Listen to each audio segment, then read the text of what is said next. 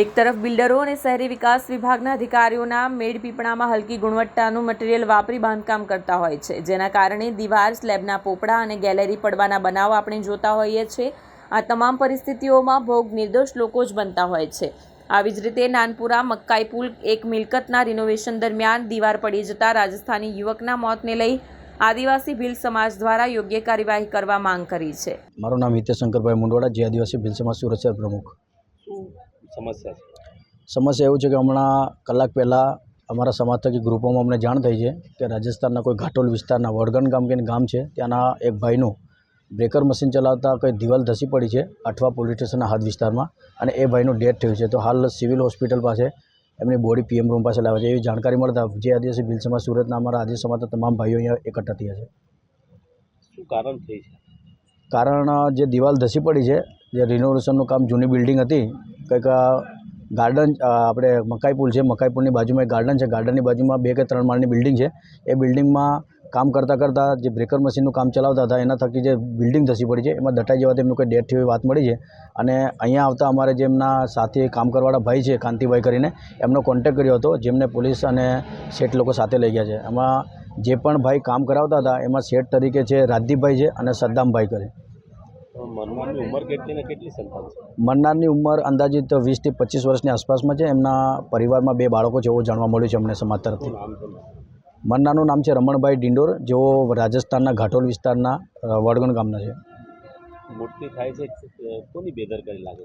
બેદરકારી એવું છે, જે શેઠને અમે ફોન કર્યો અને ફોન થકી અમને જાણવા મળ્યું છે, જે સદામભાઈ જેમ કરીને શેઠ જેમની જોડે વાત થઈ છે, એમને મેં પૂછ્યું છે ફોન થકી કે ભાઈ જે તમે કઈ સાઈડ ઉપર કામ કરતા હો. એમને કંઈક સાઈડનું નામ પણ નથી ખબર, અને જે જૂની બિલ્ડિંગ છે એવું કંઈક એમને ફોન કાપીને હાલ પોલીસ સ્ટેશન છે એવું જાણવા કીધું છે મને.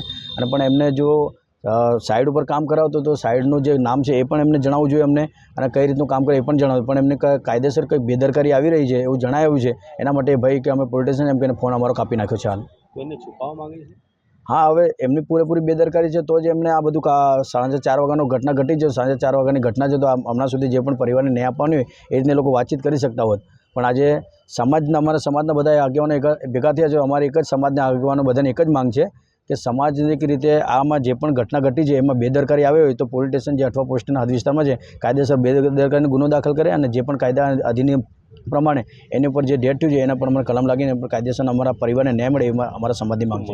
મજદૂરને કંઈ સેફ્ટી બેલ્ટ કે કંઈ આપવામાં આવ્યું છે? આખા સુરત લેવલે ગમે તે ઘટના ઘટે છે, કોઈ પણ સાઈડ ઉપર ઘટના ઘટે ત્યારે મજદૂરનો સાઈડ સેફ્ટી બેલ્ટ આપવામાં આવતી જ નથી. અને આમાં જે ઘટના ઘટી છે દિવાલ પડવાથી, બ્રેકર મશીનથી કામ કરતા હતા, એમાં અમે એવું જાણવા તો મળ્યું છે કે એમને કોઈપણ પ્રકારની સેફ્ટી બેલ્ટ કે કોઈપણ પ્રકાર હાથ મોજા કે હેલ્મેટ પહેરવામાં આવ્યો નથી. અને જેના કારણે દિવાલ ધસી પડતા માથાના ભાગે કંઈક વાગ્યું છે. હમણાં અંદર અમે પોસ્ટમોર્ટમ રૂમમાં લાશ જોઈએ તો એ માથાના ભાગે જ વાગવાથી આ ભાઈનું ડેથ થયું છે. શું ન્યાય માંગવાની અપીલ કરો? અમારા આદિવાસી ભીલ સમાજની એક જ માંગ છે કે તમામ સમાજના આગેવાનો એકઠા થયા છે કે પરિવાર આવી જાય એટલે પરિવારને ન્યાય થકી અમારા એ ભાઈ જે ડેથ થયા છે રમણભાઈ ડિંડોર કહીને, એમના પરિવારને આર્થિક ન્યાય મળે અને કાયદાકીય રીતે ગુનો દાખલ કરે પોલીસ સ્ટેશનમાં, અને એ જ અમારે આઠવા પોલીસ સ્ટેશન તરીકે અમારે માંગણી છે સમાજની. દિલીપભાઈ સોમલાભાઈ ડામોર. દિલીપભાઈ, શું ઘટના બની છે ને શું કહેવા માંગો છો આ વિશે? ઘટનામાં તો એવું છે કે અમને 2 કલાક પહેલાં જાણ થઈ છે કે ભાઈ આટવા વિસ્તારમાં દિવાલ પડી જવાથી એક શ્રમિકનું મોત થયું છે, અને એમાં એવું છે કે હવે કોઈ પણ જાતની સેફ્ટી આપેલ નહીં હતી એવું જાણવામાં આવે છે.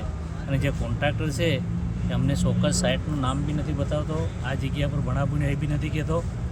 એટલે અમારી એક જ માંગ છે પોલીસ તંત્રને કે એના અંદરમાં કાયદાકીય રીતે તપાસ કરો કે એસએમસીમાં પરમિશન લીધેલી છે કે નથી, એ બી અમારે જોડાવવાનું છે. અને પ્લસ પોઈન્ટ બીજું કે જે મરી ગયો છે એમના 2 બાળકો છે, હવે એમના પરિવારને સારી રીતે ન્યાય મળે એવી અમારી એક માંગ છે.